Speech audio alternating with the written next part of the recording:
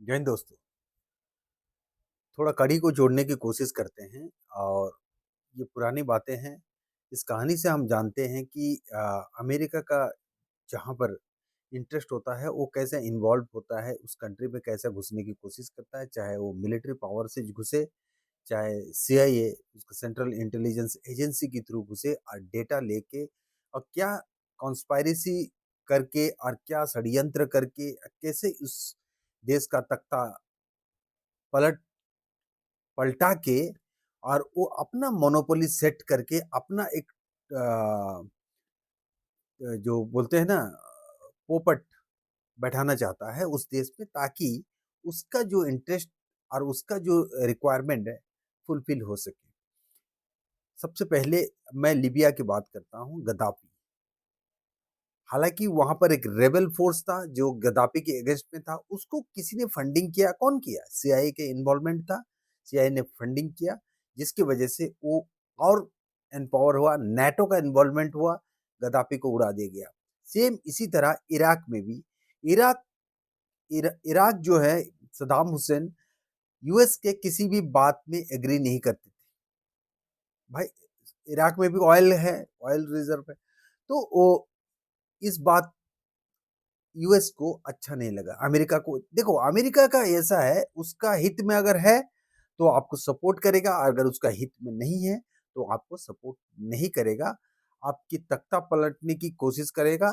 Either आपके अंदर military InvIT करेगा, ये मिलिट्री ऑपरेशन करके किसी न किसी आपका उसका ताकत को आजमा के उस देश को बर्बाद करेगा। लीबिया में घुसा था, लीबिया का हालत अभी भी सुधरा नहीं है। इराक में घुसा था, इराक का भी हालत सुधरा नहीं है।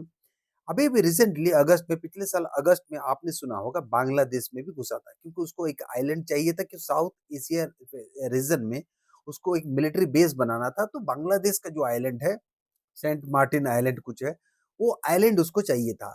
तो देखिए, भारत और बांग्लादेश का जो रिलेशन है बहुत पुराना है, 1971 से एक बहुत अच्छा रिलेशन था भारत और है भी। तो भारत और बांग्लादेश का अच्छा रिलेशन था, जिसमें शेख हसीना का तो बहुत ही अहम, क्योंकि हमने मुजीबुर रहमान को डेथ के बाद, मर्डर के बाद, असैसिनेशन के बाद उनके बच्चों को हमने पनाह दिया था। अभी भी 2000 लास्ट ईयर अगस्त में जैसे हुआ है, वो बांग्लादेश में भी तख्ता पलटा है, क्योंकि सेंट मार्टिन आइलैंड उनको चाहिए था, अमेरिका को। वो बांग्लादेश ने मना किया। शेख हसीना ने, जब शेख हसीना इनको रिफ्यूज किया कि हम नहीं दे सकते हैं, और वो खबर भारत को पहुंचाया गया है, उनको पता चल गया है कि भारत को ये बात पहुंचाया गया है और नहीं नहीं हो पाएगा। तो क्या करते हैं, तो किसी एक जो एंटी ऑपोजिशन में जो है पार्टी है, ऑपोजिशन में जो ऐसा रेबेल टाइप का आइडियोलॉजी है, उनको फंडिंग किया जाएगा और उनको, और अभी बांग्लादेश में जैसा मोहम्मद यूनिस को बैठा दिया है, पोपट को बैठा दिया गया है, सेम ऐसा करता है। ये 3 एग्जाम्पल मैंने आपको दिया है। भारत में भी टैरिफ लगाने के बाद, कल 27 है, 27 से टैरिफ चालू हो जाएगा। 20 से जो टैरिफ 50% इंक्रीज करने के बाद, अभी डोनाल्ड ट्रंप ने क्या, आपको लगता नहीं है कि, मुझे तो मेरा एनालाइज, मैं अपना खुद का एक्सपीरियंस के जो मेरे को जैसा लगता है कि प्रीवियस जैसे देखने के बाद, जियोपॉलिटिक्स और यूएस का जो इंटरेस्ट देखने के बाद, मुझे लगता है कि सीआईए का भी इन्वॉल्व हो सकता है। लेकिन जिस देश में फुल सेटअप है, डेमोक्रेसी है और फुल हाईली डेमोक्रेटिक जो कंट्री है, वहां पर जल्दी से यूएस अपना मिलिट्री पावर नहीं दिखा सकता, अपना सीआईए का मैक्सिमम इन्वॉल्व नहीं कर सकता, क्योंकि भारत अभी उस स्थिति में नहीं है। भारत के साथ भी ऐसा हुआ था, जब 1966 में जनवरी 24 जनवरी को एक बहुत जो अम, अ, हमारा जो बहुत मतलब जेम बोलेंगे, जिन्होंने पहले एटॉमिक बम जो है ना भारत को देने वाले थे, 18 महीने के अंदर हम भारत जो है ना न्यूक्लियर कैपेबल बन सकता है, ये यूएस को अच्छा नहीं लगा। तो उन्होंने जब 1966 को बम्बई से यूएस के लिए उनका फ्लाइट जा रहा है, एयर इंडिया फ्लाइट जा रहा था, यूएस में उनका क्रैश हो गया। अभी क्या है उसका क्रैश, मुझे तो लगता है कि उसमें भी सीआईए का हाथ है।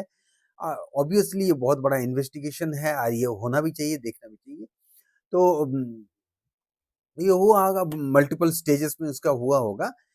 तो अभी जो सिनेरियो है, इसमें सीआईए का इन्वॉल्वमेंट हो सकता है, लेकिन ये डायरेक्ट जैसे सीरिया में, जैसे इराक में, जैसे बांग्लादेश में डायरेक्ट इन्वॉल्वमेंट है, दुनिया को दिख रहा हो, ऐसा यहाँ नहीं हो सकता। ये छुपे हो सकता है, यहाँ सोशल मीडिया से हो सकता है, या किसी एंगल से हो सकता है, किसी और को मोटिवेट किया जाएगा, किसी और आइडियोलॉजी को जो अ, मतलब तत्कालीन सरकार की अगेंस्ट में जो बहुत सारे ऐसा है, ट्विटर में तो भरा हुआ है। तो आप जाके देखोगे तो उनको कहीं न कहीं ये डेटा लेके उनको फंडिंग करके ये मॉडस ऑपरेंडी चला सकते हैं। लेकिन भारत भी अभी वो स्थिति में नहीं है 1966 वाला, और आज से 20-30 साल 40 साल पहले में भारत उस स्थिति में नहीं है। भारत अभी बहुत मजबूत भारत है। भारत अपना डिसीजन टेकिंग डिसीजन मेकिंग जो रिस्पॉन्सिबिलिटी है और भारत लेना जानता है। इस बात को यूएस को भी मानना पड़ेगा, और भारतवर्ष में भारतीय को भी मानना बहुत ज़रूरी है। हम उस टाइम में नहीं हैं।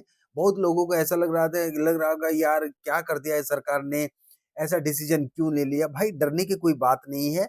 कभी भी एक स्ट्रॉन्ग डिसीजन, मिलिट्री में एक बोला जाता है, देरी से लिया हुआ डिसीजन से कहीं अच्छा होता है जल्दी लिया हुआ डिसीजन। इससे क्या होता है, आप युद्ध जीतने का, आपका जो ऑपरेशन है सक्सेसफुल होने का बहुत-बहुत चांसेस ज़्यादा रहता है। 100% चांसेस जीतने का रहता है और ऑपरेशन सक्सेसफुल रहने का रहता है। इसीलिए जो डिसीजन लिया गया भारत सरकार की तरफ से, वो बहुत ही अच्छा है। मैं आपको 3-4 एग्ज़ाम्पल दिया हूँ कि कैसा सीआईए का इन्वॉल्वमेंट रहता है किसी देश के तख्ता को पलटने के लिए। सेम इसी तरह भारत में भी भारत की जो डेमोक्रेसी है और भारत की जो अ, अभी तत्कालीन जो पॉलिटिकल सेटअप है, उसको कहीं न कहीं तोड़ने की कोशिश किया जा सकता है। ये पॉसिबिलिटी है, ये ऐसा नहीं कि इनकार नहीं किया जा सकता है। ये बहुत बहुत हाइली पॉसिबिलिटी है कि ये होने का भी चांसेस हो सकता है। तो हमें संभल के रहना है, और देखिए कभी ना कभी तो, कब तक किसी के दूसरे के छतरी के नीचे आप मतलब क्या बोलते हैं, शैडो बन के रहोगे? कभी अपना भी तो कुछ होना चाहिए ना। जब अपना अस्तित्व ही नहीं रहेगा, अपना वजूद नहीं रहेगा, तो फिर क्या बचा है? फिर तो कोई मतलब ही नहीं है। जीने का ही तो सारांश ही खत्म हो गया ना। जब अपना खुद का अस्तित्व नहीं है, हम अपना खुद खुद अपने डिसीजन नहीं ले सकते हैं, तो अपना अस्तित्व का ही लुप्त होने का पूरा कगार में चला गया। तो अभी का जो सिनेरियो है, टफ सिनेरियो है, सिचुएशन बहुत टफ है अभी, और इसमें मार्केट भी खराब हो सकता है, शेयर बाजार में भी थोड़ा उतार चढ़ाव हो सकता है, ये पॉसिबिलिटी है। लेकिन भारत आने वाले दशकों में, आने वाले दिनों में भारत को किस किस प्रोजेक्ट पे काम करना है, और अ, किस चीज़ को मद्देनज़र रखना है, कहाँ सिक्योरिटी के मामले में, चाहे नेशन सिक्योरिटी हो, चाहे ट्रेड सिक्योरिटी हो, चाहे बॉर्डर सिक्योरिटी हो, चाहे कुछ भी सिक्योरिटी के मामले में भारत को बहुत सचेत होके चलना पड़ेगा, और अभी हमारा जो तत्कालीन गवर्नमेंट है, मेरा मानना है कि ये बहुत सचेत है, कर रहे हैं, और इससे बहुत सारा न्यूज़ से भी हम अपडेट ले सकते हैं, पता चलता है। अ, देखिए जो अभी का जो सिनेरियो है और आज से कई साल पहले का जो सिनेरियो था, उसमें ज़मीन आसमान के अंतर है। आप देखा होगा, कई दशकों पोस्ट इंडिपेंडेंस के बाद ऐसा एक स्ट्रॉन्ग डिसीजन कभी नहीं लिया गया। हम न्यूक्लियर टेस्ट किए, चोरी-छुपे करना पड़ता था। हमने कोई बड़ा चीज़ क किया तो यूएस से छुप के करना पड़ता था। यूएस से बच के करना, क्यों बचना भाई, हम कैपेबल हैं।